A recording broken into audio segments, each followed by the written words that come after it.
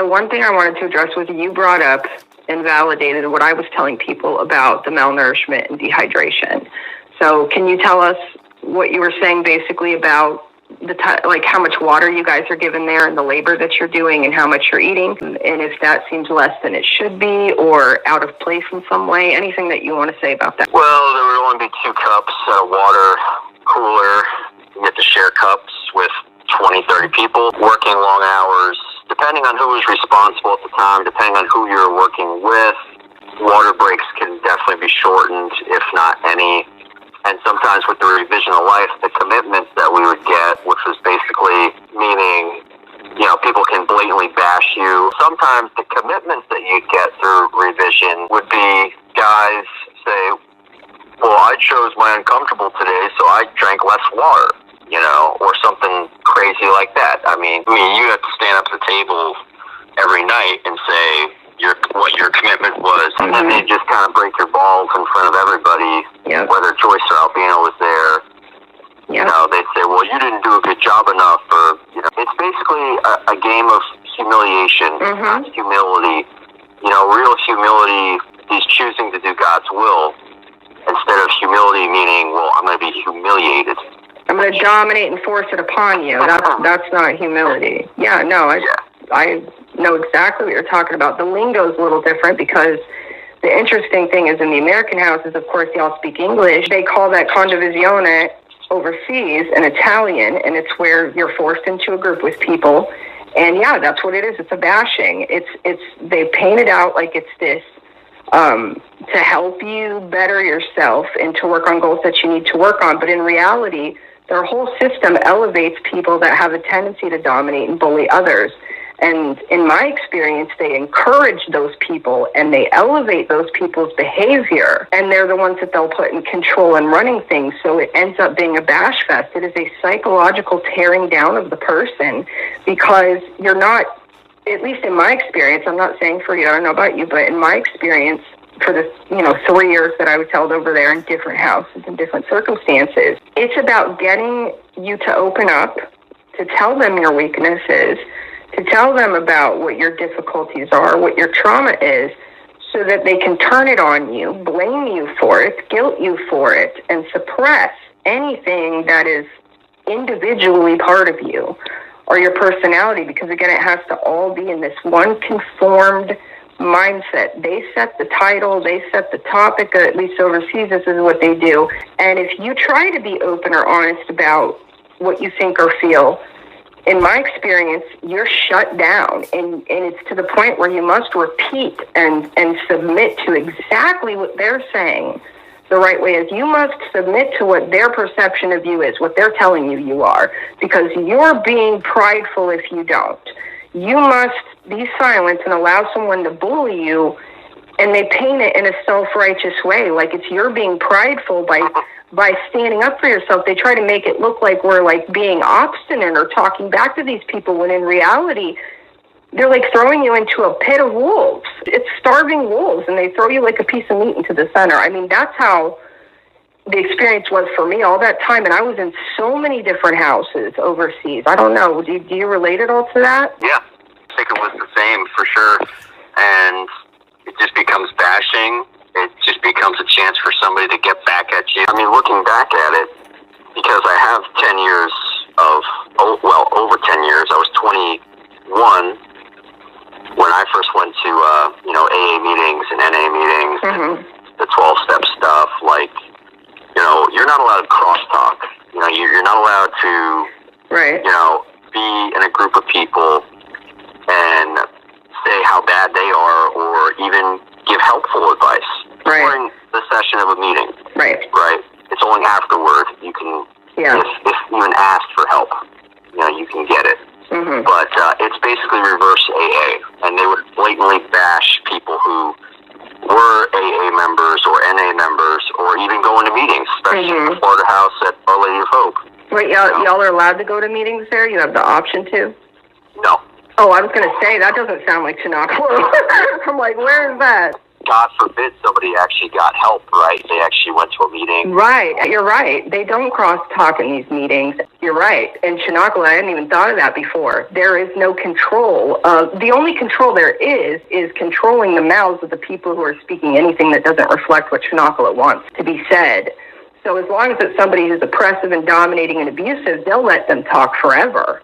They'll let them tear you down to, I remember the morning of my escape from Sigliano, the morning that I finally enacted that plan and got out for good. This had never happened in Cenacolo to me before, where I broke down in the way that I did in one of the houses, like not during one of their rituals or other things that they're doing in the middle of the night to certain people. I mean, like in the actual house.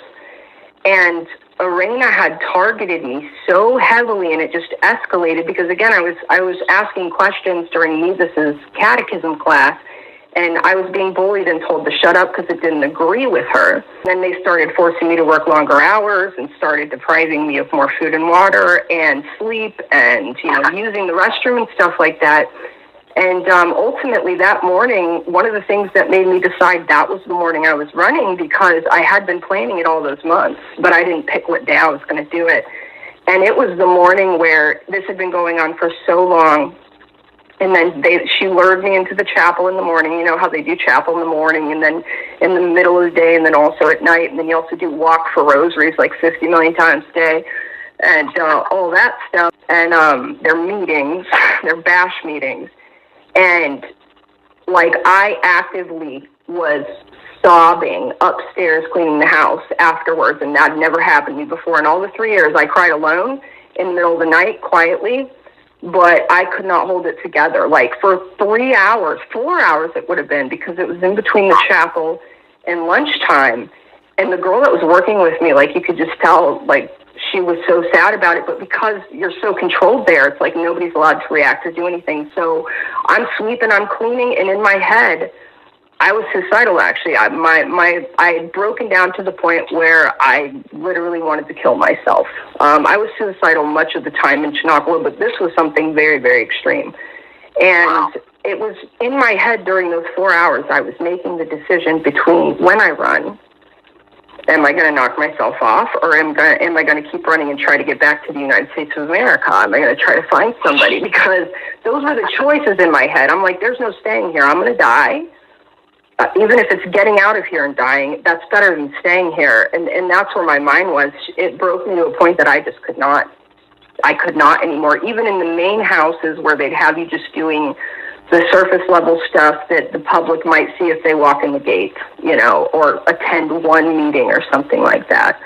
Another thing that I thought of when you were bringing up the minimal water and stuff like that, because I brought that up, especially with people that they're laboring outside or long hours, which is specifically people who are new or not conforming to their ideology and their demands. Yeah, it's interesting you say that, because with gaslighting and, cults, they use that method, their reward system. Well, if you think or do what I want you to do, then we'll give you more water. Oh, yeah. More food. Absolutely. If you obey. That's 100% what it is. About obedience, and then they'll gaslight you. That's what they do. They treat us like livestock in there. We're not human. We're not equal to them. And that's where they get away treating us like that, because I think a lot of people that go into Cenacolo, whether it was with a drug addiction or another problem, one common theme tends to be they're rejected as a whole by their family as a whole, or looked down upon as like the black sheep or the scapegoat or whatever, tend to be those of us that get lured into there. So we already feel like we're less than. We already feel like we're not equal to other people, and we're just a burden to society, and we don't matter as much. So a lot of us are already, I don't know if you were like that when you went in, but that's how I was when I went in. And I know a lot of people that go in there like that. You'd agree? No, it was the same way. And also knowing so many people that I was there with that died. The whole thing is, they say, well, if you have 3 years, you're good to go. Well, that's not really true. I mean, Joe had 14 years. No, Joe, can you tell us real quickly who Joe is? One of the Jesus actors that was Jesus in America for several years, right? Yeah, and okay. He was actually Joe. He played Jesus in the From Darkness to Light plays in Medjugorje and in America. And and he died of a heroin overdose. And he was in there how many years? 14 years. 14 years, this man, and he's one of their headly, most conformed people. He is playing Jesus Christ in their plays, and this man leaves in overdoses. This is total BS that they're telling people that anybody comes out of there better. And there's a lot of bad exit houses, is what they're called. I would compare Cenacolo worse than jail. I mean, oh yeah, I'd rather be in jail. I'd rather be in a regular jail than in Cenacolo again. What you were saying about the water thing, the cup thing, that triggered something that I want to make a point before I forget it. I'm just going to speak the facts here, and this was very concerning to me in specific houses overseas. A lot of people in there, because they're coming in with specific lifestyles from addiction, they have AIDS, they have hepatitis, they have communicable diseases, and there's no precautions taken. When I was in Spinetta, for example, because we don't have toilet paper there, and they make us go like out in the backyard and holes a lot, and there are bidet systems there, so everybody has a towel. But there was one woman there that, God love her, she was so sweet, but she had AIDS, and like there are girls in this house menstruating and using these towels, and there's no separation of. They don't separate things to protect people from spreading disease in there.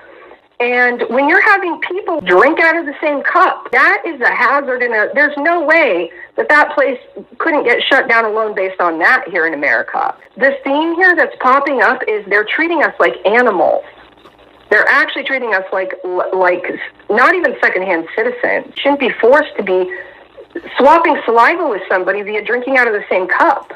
Oh, absolutely. I mean, it's disgusting. The conditions that they force us to live in, the things that they force us to do, and I feel like they start out, of course, subtly with little things, like you must do the hand motions, you must do the moves, you must sing this song. They forced that on me immediately, I remember, even though I resisted it. You were saying that, in your experience, the longer somebody's in Cenacolo, the more issues they have when they come out, the more difficulties they have struggling through it. Yeah. Just because one or two people out of 10 or 20 years is living an okay life after. Okay, that's one thing. But you know what? What I'm seeing is a certain type, a certain broken family are usually preyed on by this community. Right. Only when they know they can pretty much get away with it. Or their family's rich. Yeah, their family's rich. I certainly came from a very broken family, didn't have self-confidence, was very lost in so many ways. Mm-hmm. So they kind of preyed on me when I jumped the fence.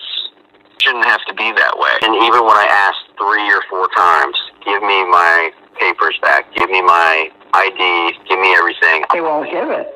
And they'll tell you can leave whenever you want, outside, like to your family, they'll say that. I remember they said that to me before, because it was a big decision to decide to literally leave this country and go over there for 3 years. But I only went because they made it clear that I could leave anytime I wanted.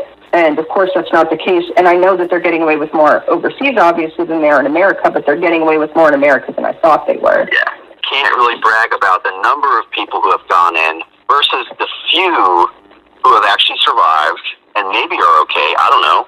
Honestly, what it is, I think, and in my experience, and just personally from experiencing this after I escaped, like, for good, what'll happen is because of the level of programming and brainwashing and abuse that they're committing overseas, that is even more extreme. And then, again, they're narrowing down individuals with specific gifts and talents that they want to harvest and use for themselves. And then those people are being taken into different levels of abuse, into different places in the middle of the night. And that's what they're hiding behind all these mission houses and behind the American Gateway and all of that other stuff. Because I don't know if the level of experimentation that they're doing overseas is if they're doing that in America. I think America is more of a gateway for them to move those people like they were trying to move you overseas where they can do that.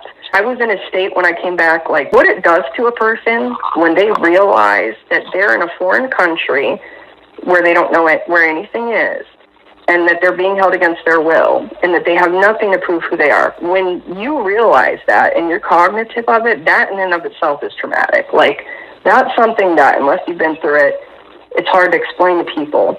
So, you know, it's fight or flight, and I was in flight when I was escaping, and there's adrenaline pumping, and there's, you know, the shock and the trauma of it all.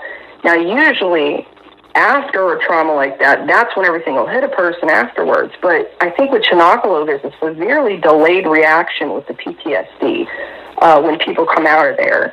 Because I think that the programming that they do masks a lot of the symptoms and a lot of the damage that they've done to us for a while. And that's why I've pulled pictures from when I first escaped, because it's so clear that my eyes are different in those pictures than like a year or two later. Currently, like, they're completely different. You can see in someone's eyes when they've been literally actually textbook brainwashed. And for me, as soon as I got back onto U.S. soil, oh, it was the greatest feeling ever in the moment. As soon as it happened, like, I wanted to get down and kiss the ground. I'm not even kidding. When the plane landed, but as soon as I got back on U.S. soil and I knew that I was back in America, everything, all the trauma, it was like just locked in a box to the side for years. Like, I was in this state where it wasn't even like being me. Like, my relatives, when I came back, they made jokes. They were saying it literally seemed like I had been abducted by aliens and then sent back. I looked so different. I talked so different. And my entire personality was different. I was not myself at all. Even though I was in, like, it's like being in a car, all right? If people can imagine a vehicle metaphorically as being like their brains or their mind, and what Cenacolo's taught people are doing on different levels, but with me it was a very severe level, is they're trying to make entrance into that vehicle with you. And ultimately, they want you not in the backseat. They want you in the trunk with duct tape over your mouth tied up. That's where they ultimately want you. They want to be driving that car. They want to be in control of that car, but they want to use your body to do it, your mind to do it. Okay? And this is just from my experience of what I saw happen over there and what I went through after I came back out. And people who resist, it's this whole process, this interior process, that they use physical methods to break a person down, psychological methods. But what it does is it's meant to push the person's true feelings, thoughts, ideas, personality, all to the back seat as they slowly impress their personality, Cenacolo's personality, Cenacolo's way, their domination, their my way or the highway, all that nasty stuff they do to us in there and how they treat us. They're trying to impress that upon us to the point where we're manifesting it for them out in the world. And for the people that resist, it's almost like even if you're in the driver's seat with the steering wheel and you regain enough control to realize what's going on, they're still going to be grabbing at it and the car's going to swerve. Does that make sense? Like, metaphorically anyway. And then I think, absolutely. Yeah. And it's never about God. Every single time they put off this whole Catholic religion, community type of thing, the school life, a rehab. I mean, it's whatever they want to be at this point. You with job placement, okay. How am I going to get a job? Yeah, what job placement? They don't want you to have a job. They don't show you any independence. They don't want you to be independent. Self-sufficiency. Yeah. And it's never about God, ever. They play off that, but with everything that I've seen, the people I've known, and speaking for myself, I sure as hell am not going to be Catholic. Yeah, you know? That's why I think it's so ruthless. That's why I think Cenacolo is so ruthless. And Cenacolo in and of itself is its own god, and it's its own drug. They're getting people addicted to different things in there. They're not the typical substances that people would use. But like Medjugorje, just like Medjugorje, the whole place, and even that is going to cause division. If Catholicism were Christ Church, it's been split, and all this stuff has entered it that shouldn't be there. And so, I mean, there are certain things that I'm considering that I wasn't before since the flashback that I had, because, like I said, when they do what they do to those of us at the deepest levels, I think they paint it in a false light in movies and things to throw people off, I think. People think of people with, like, multiple personalities as being a bunch of different people inside one body. Whereas the type of trauma and abuse and programming that they do on the deepest levels will, like, force a person via trauma into different boxes in their mind. And it's not that the person is a different person. Some people may have noticed listening to my channel that I will shift and use different accents and speak with a different accent, or sometimes my list is more noticeable versus not, and that's why. it's not shifting into different people with different lives. It's like shifting into a different state, like time period. Like I'll feel like I was 17 again, or 24, or it's more of like an emotional state and a psychological state that is very, very much linked, I think, to the complex PTSD, because it's like experiencing what they did in there. So, like, for example, after that flashback happened, my entire body went into full-fledged mode of everything it was going through when I was running from these people the first time and what they did to me because I did. Because when I ran the first time in Lourdes, this was locked in another box. This is what I'm talking about. It's not that the person isn't speaking the facts or telling people what they're doing. It's that when you're in one box, when they do this to somebody like me, you're in one box, sometimes you can't see the other boxes at the same time, and I'll like shift into different boxes. My trauma is separated in boxes in my head. That's the best way I know how to describe it, and it's a direct result of the deliberate abuse that was enacted on me for that specific intention. And it's only through having come out about this publicly, as difficult as this has been, that I've been able to actually see that from a more outside perspective and realize that's a lot of what's going on with me. Is a delayed result of the trauma and the abuse and the experimentation that they were doing on me and certain other select individuals in there. And I think what it causes the general public to think is to immediately dismiss that person. I think that's why people who escape cults get dismissed so much by the public, because it's a whole other world they force us in and what they do to us. So when we come out, we're like another species almost. Like the language we use is different. Our mannerisms are different than how we went in there. Everything's different than how we went in there. And if it's somebody who's been there long, like I was, and they were doing specific things like they were to me, then what ends up happening is it's like you try to come out and tell people what's going on, but then the programming that they've done swerves the car, and then all of a sudden your topic changes. So what'll happen with me that never happened before Cenacolo, never. And what people aren't realizing is somebody being in a paranoid state does not mean you should be dismissing what they're saying, because the trauma they inflict induces a paranoid state for a reason. The brain is supposed to do that. It's meant to react that way. But to people in the public who haven't experienced it or are uneducated about this, you just look crazy, because you'll be talking about one thing and then it swerves to another and swerves to another. Then your demeanor or temperament shifts, and then your accent. And that's what's happening with me that I think a lot of people get confused by, or start to think, like, don't get me wrong, I know I'm not a mentally stable individual, but that doesn't mean that I'm not telling the truth about what they've done, and it doesn't mean that it's not a direct result of what they've done. You know, there have been a lot of people who have left. Like some people I've met, they don't really even talk about it anymore. Yeah. Even register in their head. Yeah.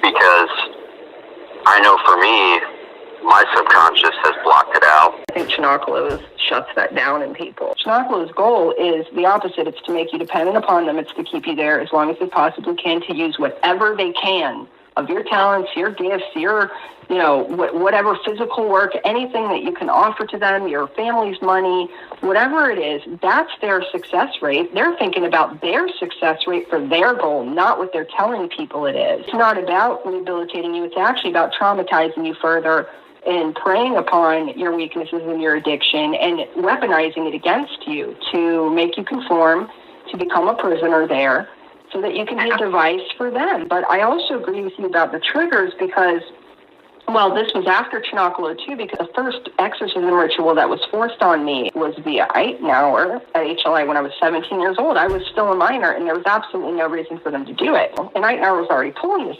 stuff and setting things up, but I had that done when I was 17, and of course I had my issues before I went into Cenacolo, but after I was immediately preyed upon by Eitenauer again. Almost immediately was when his stuff started. So when I left Cenacolo, the abuse and stuff they were doing to me in there didn't stop after I left. They continued outside with me, and I understand that's because I was selected specifically for something else that they were doing that was connected to Cenacolo, and that's not been everyone's experience. But I didn't have, like, even a period of time after I wasn't undergoing this type of ritual, like rape and abuse and tactics and things like that, because it's like it was like passing the ball to somebody else. So they're all working on the same team. And at the end of the day, he came for me right away. like, as soon as I got out, it started all unfolding, and I was still trapped in the stuff being done to me. And after the thing with Eitenauer surfaced, and the other woman went directly to the Diocese of Arlington to report it. And then there was that whole thing where nobody would move him. And I came to, like, just face the fact of everything that he was doing to me. I could not step foot. I remember trying to go to, I was living with another family at the time. This was even a couple years later. And they were going to the HLA Mass. And I was going in to follow them in there to go. But I didn't realize I hadn't been in there in so long. And I got a weird feeling about it. And I didn't want to be on the property. But, you know, my personality and who I was, especially as a Catholic, was like, I sucked everything up. And I just forced myself because that's what I thought God wanted me to do. And I stepped into the entranceway, and instantaneously the scent of the place, like the smell in the air of the building, which is it's very specific. It's the same thing with Seaton's building. When I tried to go back into Seaton's building to get my documents and paperwork where they worked me and had me punching in and out from 10 years old on to 17, and then I couldn't even go in. I had my boyfriend at the time go in because I opened the door and it's physically ill. Like, I threw up and was sick all day long just from one smell of it.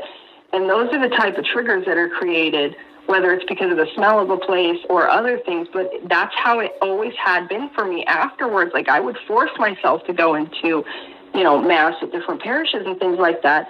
But constant triggers. It's like I hated doing it because it was nothing but traumatic for me every time. But I pushed myself to do it anyway because you have to do it or you're going to burn in hell. And so that's why I did, but all it did was traumatize me further. And it didn't help that there were people coming up to me telling me not to be there and that I shouldn't be there.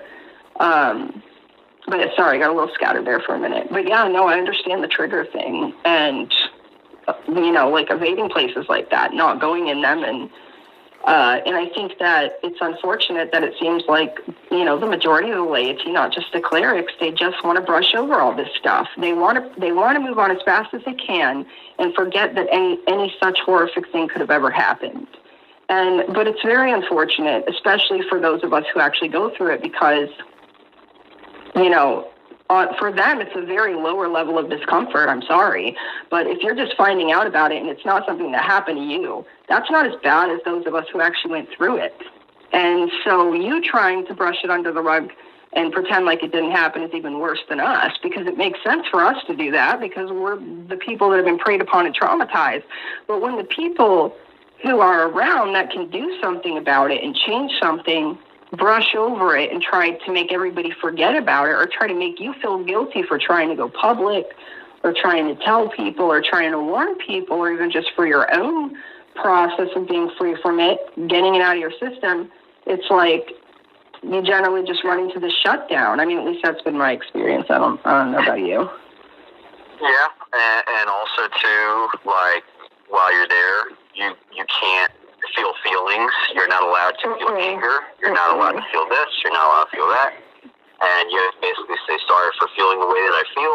Yep. And then repress your emotions. Yep. Which is not, even by religious standards, you can't do. And the people who say and shame you for feeling the way you feel, say like Albino or the Responsibles, they themselves commit the reaction of anger, reaction of hate, reaction of whatever. They don't even follow their own rules. Mm-hmm. They don't even follow their own rules. Mm-hmm. They trip you and they blame you for the fall, is what they do. And it's interesting because it wasn't just in Cenacolo. Growing up in the dysfunctional F-up family I was in, I always had that where my emotions were being suppressed and where it's a sin to be angry and you can't feel anything. So everything is isolated and turned inwardly. Cenacolo obviously amplifies that and absolutely does that in there. You're right, because again, it's not about helping you as an individual. It's about shutting down every possible thought or feeling that you authentically have so that they can replace it with what they want it to be. That's part of what locks people, I think, inside of themselves. It's like locked-in syndrome, but on an emotional and psychological level versus well, for some people it's physical too, but You're right. And that's a very warped mentality, because anger is not a sin. The resentment is a problem because it's damaging to the person and the person that is actually holding on to it. But that part of that is a result of them suppressing you being able to talk about it, being able to get help for it, people acting like you're crazy when you try to tell them, because it really is a whole other world. And I mean, Cenacolo, America being a whole other world, just imagine Cenacolo overseas. They commit the physical abuse and experimentation and that stuff on select people. But for everybody in there, it's psychological primarily, other than them, you know, abducting people's kids and moving them and abducting adults that try to run away. And things like that. But the psychological, I think, is the most long-lasting of what they do in there. It's like a cycle. It's like a deprivation. It's a starvation of everything that a human being needs in there. And that's why I made the analogy with the Hunger Games. This is the Oranyo Circus, the real Hunger Games, because they're starving people of everything that human beings need in there. And they're doing it in order to force us into submission and to be their devices, their mouthpieces, and do their work so that they can sit back and sip a pina colada every day, or whatever Albino likes to drink. I don't know. I think it's this predator attitude of preying on broken people, broken families, and then pretending that it's a drug rehab, or if it's a religious community, or if it's their missions, school of life. I mean, they could kind of say whatever they want. It's just all for show. I'm against slavers, is what I'm against. Slave laborers, yeah. Slave masters. That's what they are. We've actually been, this is what people aren't getting. We've actually survived actual human slavery and actually being held against our wills and used like livestock for labor for years and years and years and mistreated. They don't understand. We have been actual human slaves to these people. I will say in private with other Cenacolo survivors, but they'll privately communicate about these things, that they know this stuff. Like, they know this is off. They know what they're doing is wrong, and it really messed them up. But they're afraid to say it, not so much because of afraid of legal consequences. It's more a fear of the way that they know the public is probably going to perceive it off the bat, or the way that Cenacolo makes us believe the public is going to perceive it. Because what happens to most of us, the theme that I've seen, is when we try to, or when the aftermath of what they've done plays out, people's minds automatically go to, oh, she's crazy. But, you know, we end up in psych wards, we end up on medications, but we still end up having these problems. And people aren't connecting it to the root that, yes, we're more messed up when we come out, but there's a reason for it. That's what I'm trying to get across to people, that you can't dismiss somebody or the truth that they're trying to tell you, or the validity of it, because of these symptoms of mental instability, because it's a direct result of the abuse that they've committed. And so it's almost like these people doing this know that, and it's a game to them. Like, I'm telling you, Albino and these people, they get satisfaction from it. I swear they probably lay in bed and fantasize about how everybody thinks we're insane and dismisses anybody who tries to say anything about it, because, again, people that are sociopathic, like Joyce and Albino and Arena and Stefano and his dad and these others, they're actual sociopaths, because you can't do this to people unless you're a sociopath. Well, the level of cruelty in there and the level of ruthlessness is hidden on the outside completely. So they paint it a certain way, like you're saying. They paint it as this godly place, or, you know, it's all about love and helping people, and we're a family there. It's the complete opposite. It's the lion's den, okay? That's what it is. They're drawing you in to feast upon you. They want to use you. And they know that when we come out, the majority of people are going to dismiss any of us who speak out. And usually people will first start trying to tell their families or a friend or something. So when they get shut down by their families, they don't go any further than that, you know? And I get that. There are years that I've been silent because I didn't want to deal with the whole, well, just go to a hospital, get on medication, because I already done that, you know? Yeah. It's like, I knew that for my parents, the breaking point was they saw me at one of the festivals on Verifica when you can see your family and visit. Mm-hmm. I looked terrible. I maybe for my age, gender, and weight, I was super unhealthy. And my parents were asked by Albino to give him, I think, $2,000 or $3,000 or something to send me to Italy. My parents were like, "No, sorry, we're not doing that. Yeah, you know, we're not giving you any more money." The same thing happened with my other friend who was there with me. Albino asked his parents for thousands of dollars, and then they were like, "Well, we're not doing that. Sorry."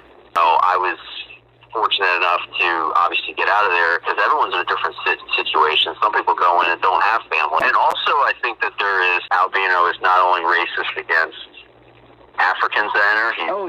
He's racist against anybody who's not Italian. It's an Italian superiority. Like, if you're not Italian, you are going to be treated like the lowest bottom of the barrel.